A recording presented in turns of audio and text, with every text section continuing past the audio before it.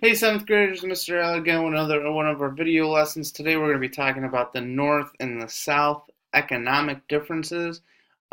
You should have your North and South economics notes in your interactive notebook. You're going to have a little spoke diagram there, like you got your tire and then your spokes off of it that go kind of like this. You're going to jot down the notes exactly as they're written off of each one of the spokes. All right, let's get after it.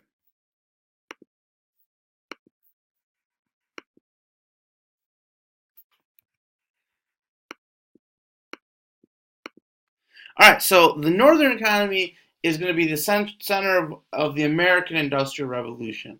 And what does the Industrial Revolution mean? It basically means a full scale. We're gonna shift from using animal power to using the power of machines. And to do that, you're going to need a lot of things. Number one, as you can see by the factory down there, a lot of northern cities are going to grow near rivers. We're going to use the river power to spin mills, to spin different mechanisms inside the factory to use that for power. Not a whole lot of electric power working yet. We're about 50 years or so away from that. But we're also, the North is about 100 years or so behind the rest of the world in this, because places like England, for example, got kind of good at this pretty early. But what happens is we get what is called the factory system, and machines and workers are going to be in the same place. It starts with the mills in places like Rhode Island, Connecticut, New York, Massachusetts, the Lau mills. I know that you've talked about in ELA. It's going to come here. They're going to set up that system, and then it's going to spread throughout the North.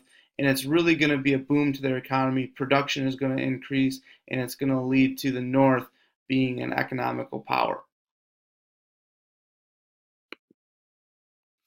The economy is going to focus on factories manufacturing, as you can see from the map, 1820s. Um, Still some areas kind of where you're not seeing that much manufacturing take place, those areas in green in the north. But then you look and you can kind of see as it goes on from 1850, you're going to see New York and areas of Michigan and areas of Pennsylvania, New Jersey, Rhode Island, Connecticut, and into Maine. You're going to see an awful lot more of those pink numbers, which means there's under 10,000 um, factories there. And you can see down in the south, there's not a lot of places where there's more than that. The factory system and manufacturing is going to take off in the north again because you can do this year round. Remember back to the geography. It doesn't matter if it's winter or summer or fall or autumn. You can have your factory open. You can be using it to make goods that can be shipped across the country and across the world. So industrialization, all right, that's kind of the process, right? Industrial revolution kind of happens all over the place. It's throughout the North. Individual industrialization had happened in cities like New York or Boston or Chicago or Pittsburgh, Pennsylvania, places that saw a big boom during this time period. And the goods really, you got to think of four things when we talk about goods, what industrialization did. Number one, we can make goods faster, so it's quicker. You could have 5 people using a machine making as many goods as 1,000 people used to back in the day. All right, it's going to be cheaper. Once you get your factory set up, you can just keep repeating with these reproducible parts and things like that. That is going to make the costs go down, and eventually be a good thing for the consumer. It's going to be easier, right? We're not sitting there hand stitching every single garment that goes out. We're pressing it in a machine or in a loom to create this cloth, and one person working on a loom can thread together as many loom or yards of cloth as 1,000 people used to uh, by hand, or I think I might have gotten them mixed up there, but you kind of get the idea. And then you're going to have larger quantities. You're going to produce just more of the goods. This is going to happen because of new methods and new inventions.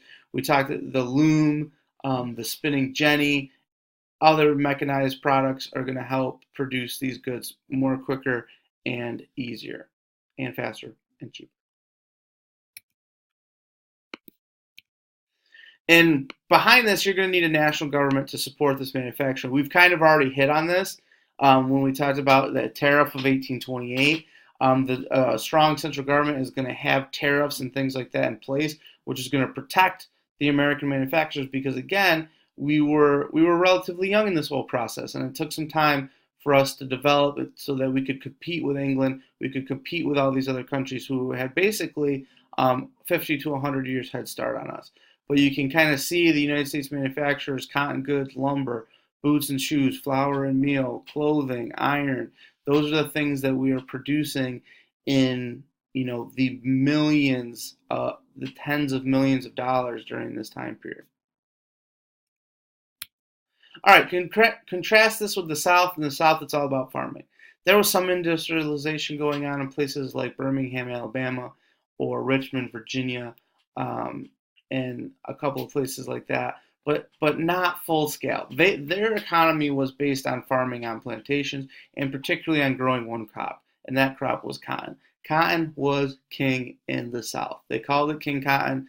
It didn't matter if it was, um, a small farm 10, 20 acres where, it was just the family farm with no slaves, or it was a large plantation the size of Manhattan with tens of thousands of slaves. Most likely the biggest product that they were growing on that plantation or on that farm was going to be cotton. And again, it goes back to that geography. You can grow it all year round. Plantations are going to use slave labor to grow cash crops, and you can kind of see from 1790, you see the number of slaves and virtually no cotton production whatsoever. 1820, it jumps up a little bit. 1840, it jumps up even more with cotton production. And by 1860, hold on, let me grab a drink here. And by 1860, we are producing somewhere in the neighborhood of about 70% of the world's cotton is coming from the South, and it is due to slave labor. And you can see from the graph, there's a correlation there. As cotton production increases, so too does our reliance in the South on slave labor. And we'll talk a little bit about that, but that's an important fact to kind of get. This is why. Eli Whitney's cotton gin is going to increase cotton production throughout the South. The problem with cotton is you could pick it all you wanted, but it was very difficult to clean. There's these little tiny seeds in there, and if you kind of prick your finger on them, you'll bleed, and you'll bleed on the cotton. And this isn't, we're not going to throw it in the washing machine with a bunch of laundry detergent and some Tide stain stick to go and get it out. That's not what's going to happen. So the problem with cotton production wasn't in the picking, it was in the cleaning. So you can kind of see there with the cotton gin, you'd put the cotton in one side, you'd crank that wheel, and the cotton would be pushed through the smaller and smaller and smaller paces. One side would be clean cotton, the other side would be the seeds and the unclean cotton. So where you needed your slaves now is you could take your slaves and have them pick a ton of cotton and have, 10 or 12 slaves using a cotton gin. The early cotton gin, one person on the cotton gin would clean as much cotton in a day as 100 slaves. So you can see the cotton gin is kind of invented in the 1790s and really takes off in the 1820s, 1830s. You can see how much bigger we go from less than 1,000 bales in 1790 to over 4 million bales. I think that number is by 1860. This was a huge boom for the South and big time invention, the cotton gin. One misnomer that we don't really understand about the South, okay? A majority of whites are going to work on farms with no or few slaves. As we can see from the chart, 76% of whites in the South own 0 slaves. When we think of the large, huge slave plantations, that's only 0.1% of the entire South. So why do we think of that as kind of being what the South was? Because that 0.1%, they had a huge amount of political, social, and economic power in the South that we'll talk about a little bit more in depth on another one of our flip lessons. But this is really important. I just wanted to show this and have a brief discussion about it because to get away from that fact that everyone in the South owned slaves. Not very many people did, all right? But those who did typically owned a lot, all right? So, 17% owned 1 to 9, 10 to 6.6% owned 10 to 99, and then we get the 100 plus the really large slave plantations, 0.1%, but that's going to account for a lot of the slave population. All right, that's our flip lesson for tonight on the economy. If you have any questions, as always, feel free to send me a message on Schoology or post something to the updates. Maybe one of your classmates can help you out if you have any issues or anything like that. Till next time, 7th graders, out.